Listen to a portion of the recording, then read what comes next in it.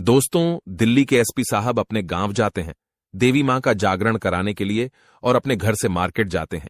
किसी सामान को खरीदने के लिए उनको कुछ सब्जियां भी खरीदनी थीं, तो वह एक सब्जियों के ठेले पर चले जाते हैं। लेकिन वहां पर पुलिस वाले उस सब्जी वाले से अवैध रूप से वसूली कर रहे थे।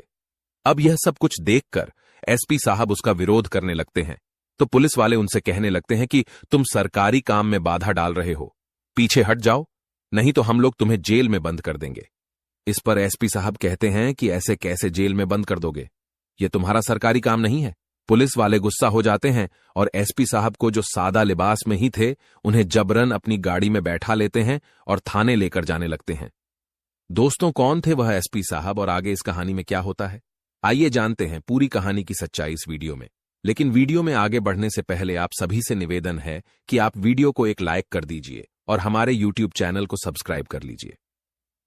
दोस्तों, पटना के गांव में एक लड़का रहता है जिसका नाम अतुल है। अतुल के घर में उसके माता पिता है और उसके ताऊ चाचा भी है। पूरे परिवार वाले अच्छी तरह से मिलजुल कर रहते हैं और अतुल के पिता खेती बाड़ी करके अपने परिवार का पालन पोषण करते हैं। अतुल अभी स्कूल में पढ़ रहा है। वह पढ़ने लिखने में काफी ज्यादा होशियार है। अक्सर उसके टीचर कहा करते हैं कि बेटा, तू पढ़ लिख कर जरूर कोई बड़ा ऑफिसर बनेगा। इस बात को सुनकर अतुल के दिमाग में भी यह बातें आ जाती है कि बड़ा होकर उसे कोई बड़ा ऑफिसर बनना है, ताकि उनकी जिंदगी अच्छी तरह से गुजर सके और उसके टीचरों की कही बातें साकार हो सके। धीरे धीरे समय बीतता गया और अतुल अपनी ग्रेजुएशन तक की पढ़ाई कर लेता है। अब तक उसे यूपीएससी के बारे में भी जानकारी हो गई थी। अक्सर वह अपने पिता के साथ खेती बाड़ी में हाथ बंटाया करता था, तो एक दिन खेतों में काम करते समय अतुल अपने पिता से पढ़ाई के बारे में बातें करने लगता है। वह कहता है कि पिताजी, मेरी ग्रेजुएशन कंप्लीट हो गई है, तो अब मैं यूपीएससी का टेस्ट क्लियर करना चाहता हूं। उसके पिता ज्यादा पढ़े लिखे नहीं थे, तो वह कहते हैं कि बेटा, यह कौन सा टेस्ट होता है, इसके लिए तुझे क्या करना होगा। तो वह बताता है कि पिताजी, इसकी पढ़ाई के लिए मुझे बाहर जाना होगा और कोचिंग करके पढ़ाई करनी होगी। अगर एक बार यह टेस्ट क्लियर हो गया तो पूरे गांव में क्या जिले में आपका नाम रोशन हो जाएगा। इस बात को सुनकर पिता उसे आगे भी पढ़ाई करने के लिए इजाजत दे देते हैं। कहते हैं, बेटा, अच्छी बात है, तू बाहर जाकर इस पढ़ाई को कर ले। क्योंकि अतुल का परिवार मिडिल क्लास फैमिली से था और उन लोगों के लिए यह सब चीजें बड़ी मायने रखा करती थीं। अब अतुल अपने पिता का आशीर्वाद लेकर कोचिंग करने के लिए चला जाता है। वह दिल्ली आ गया था और यहीं कोचिंग करने लगता है। धीरे धीरे समय बीता और अतुल को कोचिंग करते हुए 2 साल बीत गए थे। 2 साल में उससे यूपीएससी का टेस्ट क्लियर नहीं हुआ था। तो इसी वजह से अतुल के पिता अतुल के पास फोन करते हैं और कहते हैं कि बेटा, तू इस चीज को छोड़ दे, हम गरीब लोग हैं और ज्यादा हमारे बस की बात नहीं है। तू अब वापस आ जा और अपने घर का काम काज संभाल ले। लेकिन अतुल अपने पिता से पूछता है कि पिताजी, आखिर क्या बात है जो आप मेरे से ऐसी बातें कर रहे हो। क्योंकि जब अतुल वहां से आया था तो उसने अपने पिता को बहुत ज्यादा प्रोत्साहित किया था और उसके पिता ने भी बड़े ही जज्बे के साथ उसे कोचिंग करने के लिए भेजा था। तो उसके पिता कहते हैं कि बेटा, अब मैं बुजुर्ग हो चला हूं, अब मेरे बस का काम करना नहीं है और घर का बड़ा बेटा होने के नाते अब तेरा फर्ज बनता है कि अपने परिवार की बागडोर को संभाल लो। लेकिन तू तो अभी कोचिंग कर रहा है और तेरी कोचिंग में ढेर सारे पैसे खर्च हो रहे हैं। अगर इससे आगे तू कोचिंग करना चाहता है तो मैं तुम्हें आर्थिक मदद नहीं दे सकता। अब इस बात को सुनकर अतुल थोड़ी देर तक सोच विचार करता है। इसके बाद अपने पिता से कहने लगता है कि पिताजी, अब मैं अपने लक्ष्य के बहुत ज्यादा करीब हूं, तो आप फिलहाल मुझे मत रोको, मुझे पढ़ने दो ताकि हमारे परिवार का नाम रोशन हो जाए। इसके बाद अतुल के पिता कहते हैं, बेटा, वह बात तो ठीक है, लेकिन अब मैं तुम्हारे पास इतने पैसे नहीं भेज सकता। इसके बाद अतुल कहता है कि ठीक है पिताजी, आपसे जितना बन पाए आप उतने पैसे भेज देना। मैं यहीं से पार्ट टाइम जॉब कर लूंगा और अपने इस टेस्ट को क्लियर कर लूंगा। उसके पिता इस बात के लिए राजी हो जाते हैं। कहते हैं कि ठीक है बेटा, अगर तू ऐसा चाहता है, इधर जो हमसे बन पाएगा हम तुम्हारे लिए भेज देंगे। इसके बाद अतुल वहां पर इधर उधर काम ढूंढने लगता है। तभी एक लाइब्रेरी के बाहर उसे एक पर्चा लगा हुआ दिखाई देता है, जिसमें लिखा हुआ था, अगर कोई व्यक्ति इस लाइब्रेरी को संभाल सकता है तो अच्छी खासी तनख्वाह उसे मिल जाएगी और साथ में उसे रहने के लिए यहां पर कमरा भी मिल जाएगा। तो अतुल उस लाइब्रेरी में पहुंचता है और वहां के मालिक से बातें करने लगता है। मालिक उसे बताता है कि भाई, मुझे तो लाइब्रेरी को संभालने के लिए 24 घंटे के लिए वर्कर चाहिए। अगर तुम ऐसा कर सकते हो तो तुम नौकरी में लग जाओ। अब लाइब्रेरी एक ऐसी जगह थी जहां पर अतुल को पढ़ने के लिए भी टाइम मिल जाएगा और बाकी ज्यादा कुछ काम वहां पर करना नहीं रहता। एक तरह से उसकी रखवाली करनी थी, तो इस काम के लिए अतुल मान जाता है और वहां पर नौकरी को करने लगता है। वहां पर रहकर अपनी पढ़ाई को भी किया करता और साथ में लाइब्रेरी की देखभाल भी करता। कितने बच्चे आते हैं, कितने बच्चे जाते हैं, कौन कब आता है, कब जाता है, इन सब का हिसाब भी वह रखा करता और इसी तरह से कुछ समय और बीत जाता है। अब लगभग 2 साल उसे इस लाइब्रेरी में काम करते हुए हो गए थे, तो इसी दौरान इसका प्री, मेंस और इंटरव्यू तीनों क्लियर हो गए थे। टेस्ट क्लियर होने के बाद वह डीएसपी बन गया था। डीएसपी बनते ही उसकी खुशी का मानो कोई ठिकाना नहीं होता, तो वह अपने माता पिता को सबसे पहले इस खुशी को बताता है और कहता है कि बाबूजी, मैं डीएसपी बन गया हूं। ये बात सुनकर वह लोग बड़े ही खुश होते हैं और पूरे गांव में बताते हैं कि हमारा बेटा डीएसपी बन गया है। वह एक बड़ा अधिकारी है। गांव के लोग भी इस बात की खुशी मनाते हैं कि उनके गांव का एक लड़का डीएसपी बन गया है। इसके बाद अतुल डीएसपी के पद पर गाजियाबाद में नौकरी करता है और वहां पर 2 साल लगातार काम करने के बाद उसका प्रमोशन हो जाता है और वह एक एसपी बन जाता है। तो एसपी बनने के बाद उसे सरकारी आवास मिल गया था, एक सरकारी गाड़ी मिल गई थी और साथ में एक गार्डन भी मिल गया था। तो इसके बाद अतुल अपने माता पिता के पास फोन करता है और उनको फिर से एक बार इस खुशी को बता देता है और कहता है कि मैं एसपी बन गया हूं, अब आपको वहां पर नहीं रहना होगा, आप यहां पर मेरे साथ आकर रहो। अतुल के माता पिता इस बात से बड़े खुश हैं कि हमारा बेटा एक बड़ा अधिकारी बन गया है और अब हमें अपने पास रहने के लिए बुला रहा है। इधर एसपी साहब के पिता अपने खास मित्र के पास जाते हैं जो कि टीचर थे और उन्हें इस खुशी को बताते हैं। इस बात को सुनकर अतुल के पिता के दोस्त कहते हैं कि यह तो बड़ी अच्छी बात है कि तुम्हारा बेटा तुम्हें अपने साथ ले जा रहा है, लेकिन वहां जाकर अपने गांव को मत भूल जाना, कभी कभार यहां पर भी आ जाया करना। तो अतुल के पिता उन्हें आश्वासन दिलाते हैं, कहते हैं कि नहीं, ऐसा नहीं होगा, यह हमारा गांव है, यहां हमारा जन्म हुआ है, तो हम इस जन्मभूमि को कैसे भूल सकते हैं। इसके बाद वह अपने घर जाते हैं। फिर एसपी साहब उनको लेने के लिए यहां पर आ गए थे और अपने माता पिता के साथ पूरे परिवार को अपने साथ लेकर दिल्ली चले जाते हैं और सरकारी आवास में उन्हें रखने लगते हैं। धीरे धीरे समय बीतता है और अतुल के माता पिता को आए हुए 7 महीने बीत गए थे। अब होली आती है तो होली अतुल अपने माता पिता के साथ वहीं मनाता है, लेकिन अतुल के पिता के दिमाग में वह बात चल रही थी जो उनके दोस्त ने उनसे कही थी कि अपने गांव को मत भूल जाना। यहां पर वह होली मना तो लेते हैं, लेकिन अपने गांव की याद उन्हें बार बार आती है। इसके कुछ दिनों बाद माता रानी का जागरण कराने का समय आता है और उसी दौरान अतुल के पिता का दोस्त उनके पास फोन करता है। वह फोन पर पहले तो हालचाल पूछते हैं, फिर कहते हैं कि अरे यार, ये तो बता, तू जागरण पर भी नहीं आएगा क्या? होली पर तो मैंने तेरी बहुत राह देखी थी, लेकिन तू होली पर भी नहीं आया। ऐसा मत कर देना कि जागरण में भी ना आ सके। जागरण में हम लोग एक साथ में ही रहेंगे। अब अतुल का पिता इस बात को अतुल को बताता है और अतुल भी घर जाने के लिए मान जाता है। अतुल अपने ऑफिस से छुट्टी लेता है और ट्रेन का रिजर्वेशन करवाकर अपने पूरे परिवार के साथ अपने गांव में पहुंच जाता है। वहां पर गांव के लोगों के साथ जागरण को मनाने की तैयारी करने लगते हैं और धीरे धीरे 2 दिन और बीत जाते हैं। अब अगले ही दिन जागरण थी और जागरण के लिए उसके पिता बाजार से कुछ फल और सब्जियां लाने के लिए कहने लगते हैं।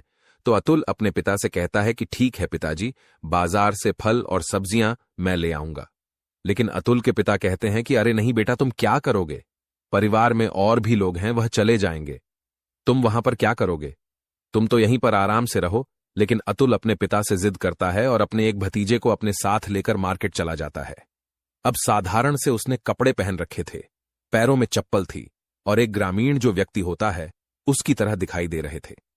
वहां पर जाने के बाद वह बाजार को देखते हैं और चारों तरफ देखने के बाद उनके चेहरे पर एक अजीब सी खुशी आ जाती है। ऐसे ही घूमते हुए फल और सब्जी की रेहड़ी पर जाते हैं और वहां पर फल का मोल भाव करने लगते हैं। वह मोल भाव कर ही रहे थे, लेकिन तभी वहां पर 2 पुलिस वाले आते हैं और उस रेहड़ी वाले से अवैध तरीके से वसूली करने लगते हैं।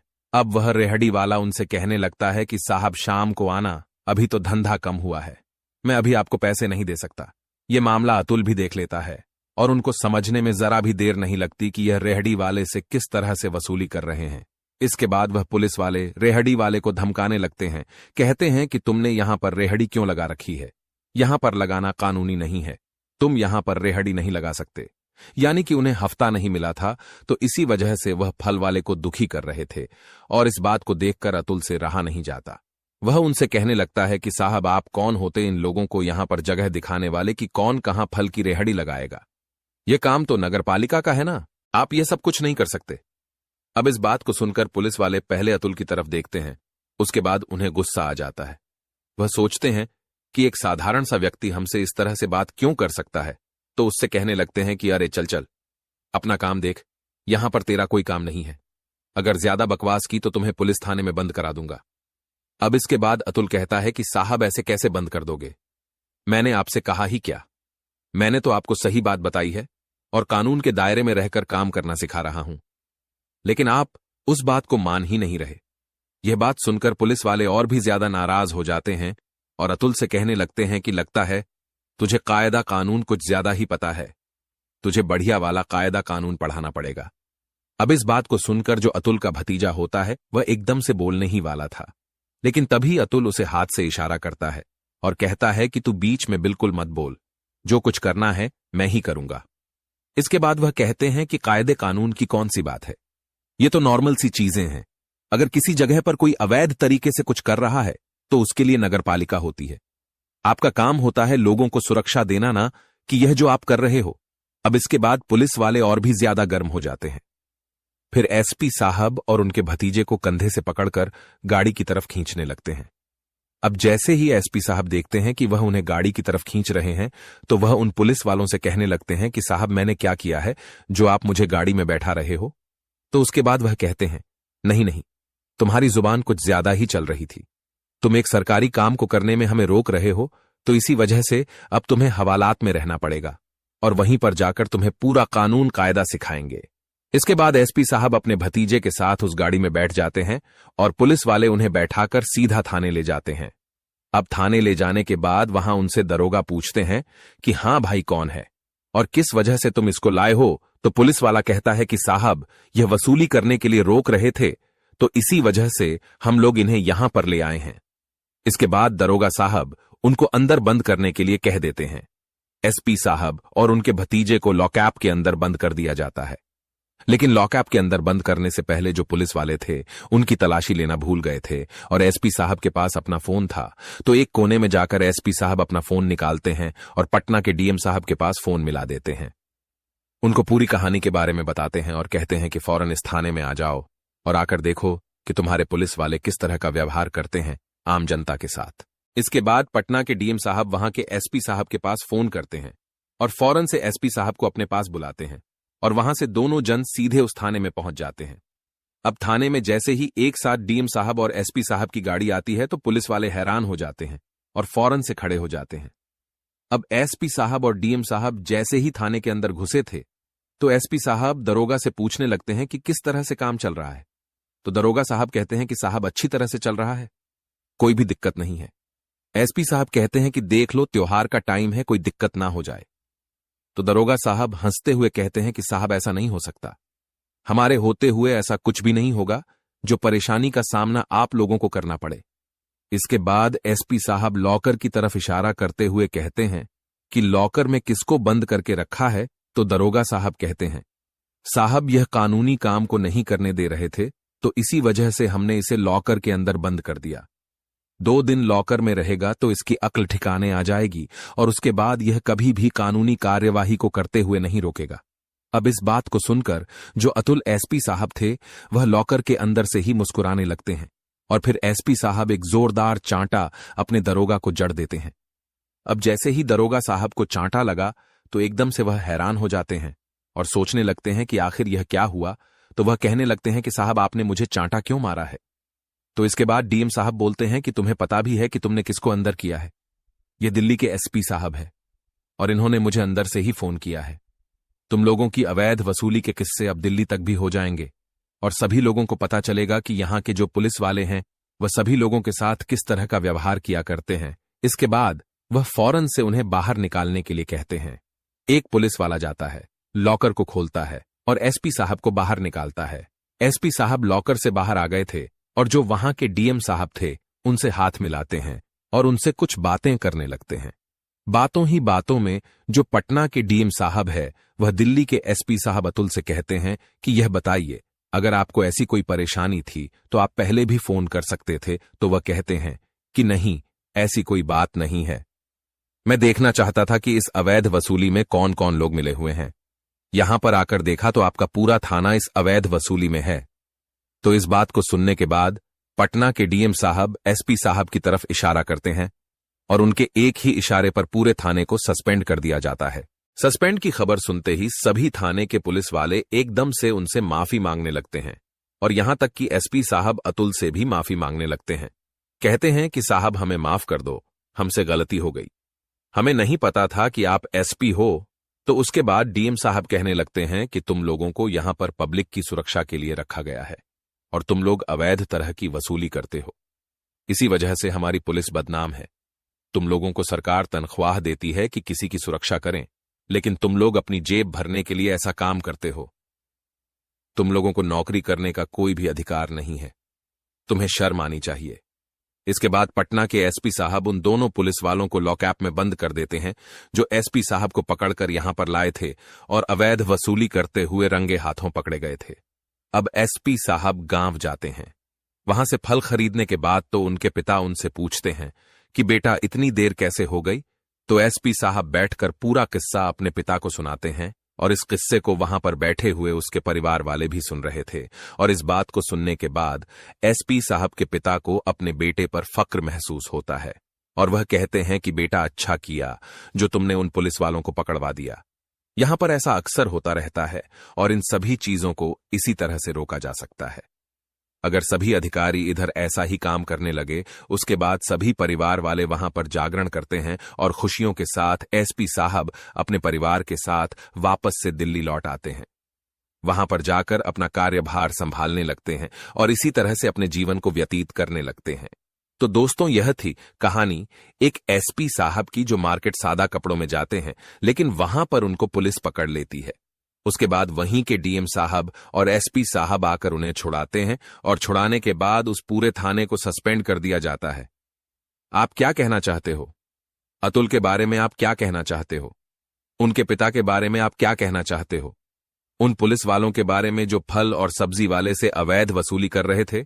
अगर कहानी आपको जरा भी पसंद आई हो तो हमारे YouTube चैनल को सब्सक्राइब कर लीजिए और वीडियो को भी एक लाइक कर दीजिए। मिलते हैं फिर से एक नई और इंटरेस्टिंग कहानी के साथ। तब तक के लिए जय हिंद, जय भारत।